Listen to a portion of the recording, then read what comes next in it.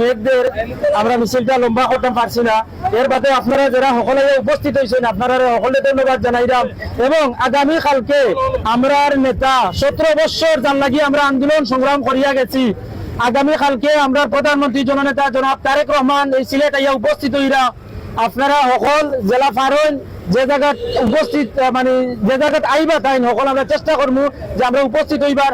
এবং আপনারা সকলকে ধন্যবাদ দিয়া আমি আমার সংক্ষিপ্ত বক্তব্য এখানেই শেষ করলাম। সকল ভালো থাকবো। আসসালামু আলাইকুম ওয়া রাহমাতুল্লাহ।